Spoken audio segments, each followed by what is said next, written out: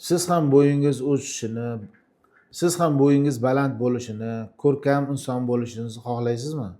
Kelingizlar bugun e, kelingizlar bugun bo'y o'sishi qachongacha bo'ladi? Bo'y o'sishi qachon to'xtaydi? Shu haqida gaplashamiz. Bo'y o'sishi asosan 18-25 yoshgacha davom etadi. O'g'il bolalarda 16-18 yoshgacha, qizlarda 14-16 yoshgacha o'sadi.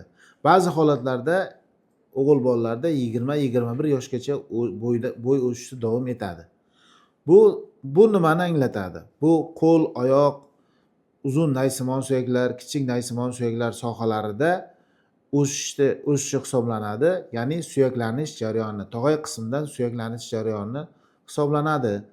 Bo'y o'sishini ya'ni asosan 18-25 yoshga davom etishi bu suyagimiz tarkibidagi hujayralar, ya'ni suyak hosil qiluvchi, yangilovchi hujayralar, osteoblast hujayralarining foiz ko'pligi hisobiga bajariladi. Bo'y o'sishi to'xtashi, ya'ni ma'lum vaqt to'xtab keyinchalik 4-5 santimetrgacha kamayib ketishi, bu organizmda ya'ni suyak yemiruvchi, parchalovchi hujayralarimiz, osteoklast hujayralarimiz hisobiga kelib chiqadi. Bo'y o'sishni to'xtaganini qachon bilsak bo'ladi? Agarda siz 20-21 yoshda bo'y o'sishni to'xtaganini bilmoqchi bo'lsangiz, traumatolog ortopedga murojaat qiling. Traumatolog ortoped sizga rentgen tekshiruvi o'tkazadi.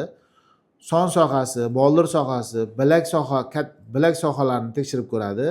U yerda o'suvchi zona bor. Ya'ni tog'ay qismi bilan ajralgan ikkita suyakni tog'ay qismi bilan, ya'ni o'sadigan zona aniq rentgenda ko'rinib turadi. Agar o'sha zona ko'rinmasa, ya'ni to'liq yopilib ketgan bo'lsa, bunda suyak o'sishi to'xtagan hisoblanadi. Ya'ni bundan boshqa suyak o'sishi sizda davom etmaydi. Shu yo'l bilan aniqlash mumkin. Agar sizda bo'y o'sishini normallashtiraman desangiz, ya'ni o'smir yoshida bo'lsangiz, o'smir yoshi ya'ni 14, 18, 21 yoshgacha nima mahsulotlar iste'mol qilish kerak? Sut mahsulotlari, oqsilga boy bo'lgan mahsulotlar, ko'kat, sabzavot o'simliklari, to'g'ri badan tarbiya, gimnastikalar, turnikka tortinish, suzishlar bilan ko'proq mashg'ulotlar o'tkazsangiz, sizni bo'yingiz o'sib, ko'rkam insonga aylanasiz. Agarda sizda bo'y o'stirishga bog'liq bo'lgan savollar tug'ilgan bo'lsa, kommentariyada yozib qoldiring. Biz albatta sizga javob qaytaramiz.